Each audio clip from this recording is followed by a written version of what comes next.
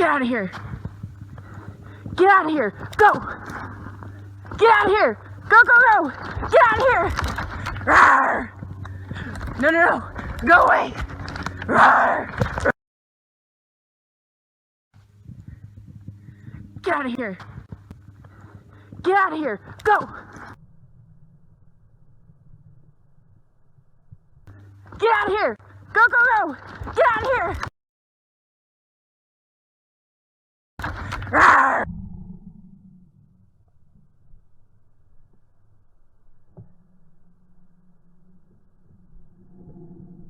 No, no, no. Go away. Rawr.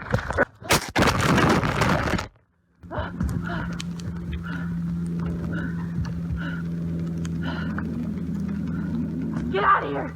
Get out of here. Rawr. Go away. Go away. Stay away from me. Get out of here. Get out of here. Go. Rawr. Rawr. Go away. Go away. Get out of here. Get out of here. Go. Go. Go away. Go away. Go. Rawr. Rawr. Rawr. Rawr. Rawr. Get out of here. Leave. Rawr. Leave. Leave. Rawr. Rawr. Roar.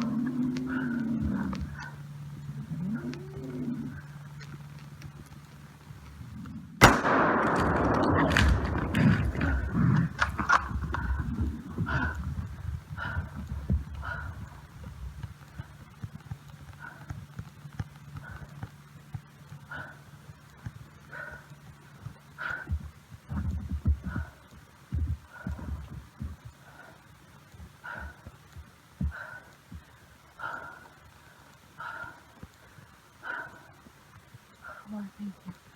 Lord, thank you.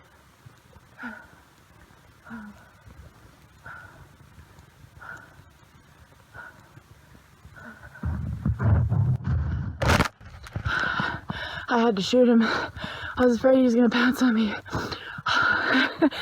I'm shaking so bad. He ran away. I don't know if he's gonna die or not.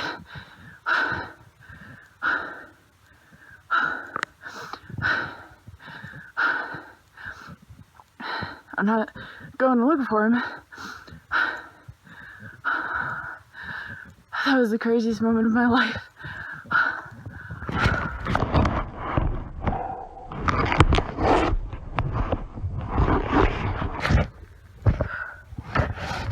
Hey, I'm Mackenzie. I just wanted to tell some of the surrounding story from the video you just watched. This encounter took place on November 1st, 2020, near Gunnison, Colorado. I was on a hunting trip with my dad, and at this particular time we were actually split up in different parts of the woods. So I was walking by myself, and I was way far back in the woods where there weren't any other people tracks around or anything. And I was kind of just looking down, following some deer and elk tracks in the snow, just looking up occasionally as I went. And I was starting to come around some trees when I looked up and just saw this mountain lion standing there about 16 yards in front of me, probably. It was close enough that I could see that its eyes were blue-green, and it was just staring at me. And it was not scared, it wasn't startled. Unlike me, I was very surprised to see this animal standing here. I mean, I've always loved big cats my whole life, but I never thought that I would run into a mountain lion in the wild. They're so elusive and rare and typically afraid of people.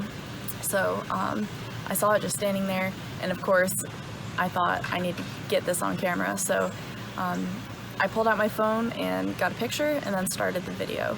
And when I've heard about the few other people in the world who have run into mountain lions, you hear that usually they make some noise or whatever and the mountain lion runs away.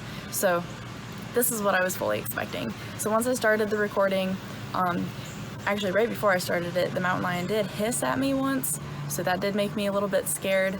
I was aware that this could become a pretty dangerous situation, but I still thought as soon as I start making some noise, it's gonna run away. So I pulled my phone out and got the video going and started yelling and waving my arms in the air. and as you can see, it just stands there for a few seconds. It's not really phased. So then I thought, okay, that's weird, but surely I can still scare it away. So I just made my gestures bigger and my yells louder, and I actually charged a few steps toward the mountain lion because there were some downed trees in between us as kind of a barrier, so I felt like it was okay to do that. So when I charged toward it, it started to run off to the side. And I thought, okay, it's leaving, end of story, that was cool. Until I realized that in the shadows, it had made a little turnaround and was actually coming straight toward me. So then everything almost started to happen in slow motion. This was the moment when everything changed.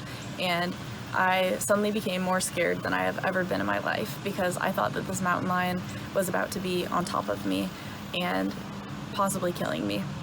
So that's when I threw my phone down in the snow and started, trying to create some more distance between me and the mountain lion, taking some steps backward as I'm getting my gun off my shoulder, getting ready to shoot it if I have to. But thank goodness the mountain lion decided to stop on the last downed tree. It went over a couple trees and stopped on the last one, but its front paws up on the log. And survival mode just kind of kicked in for me. I realized that I couldn't keep moving away because I didn't want to trigger a chase response from the mountain lion. So I stood my ground, had my gun ready, and thought maybe I can still scare it away. So that's the part where I continue to yell and shout and roar like little Simba and try to be as threatening as I possibly can.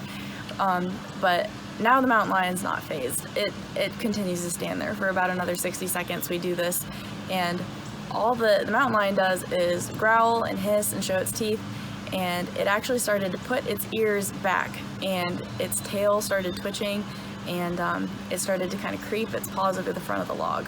And anybody who knows kind of cat body language, I could tell that this thing was really getting ready to pounce. So I felt that I had no choice at this point. I pulled up my gun, got my scope on it. All I could really see was fur. It appeared to be the middle of the chest that I was pointed at, as far as I could tell. So I tried to get as steady as I could, took a slow, deep breath, slowly pulled the trigger, and the boom went off, and the mountain lion jumped straight up in the air and took off running. So then I just stood there and kind of caught my breath for a second. Remembered that my phone was sitting there in the snow in between me and where the mountain lion had been standing, so I went and picked that up and kind of told the story of what had just happened, and just tried to kind of regain my composure. And then I ended the video and literally ran in the opposite direction. So after that, I had to go find my dad, and I told him what happened, and we were both very emotional from this kind of near-death experience. And then after that, we ended up having to go report the incident to the Game and Fish office. We showed them the videos and everything. They said this was clearly a case of self-defense. They said that I did the right thing. I did what I had to do. And then they handled it from there. So for anybody who's wondering, the mountain lion did ultimately die, and I'm very sad about that. I wanted it to keep living. That's why I tried so hard to scare it away. I didn't want to shoot it. I mean, it was the most beautiful creature I've ever seen up close like that.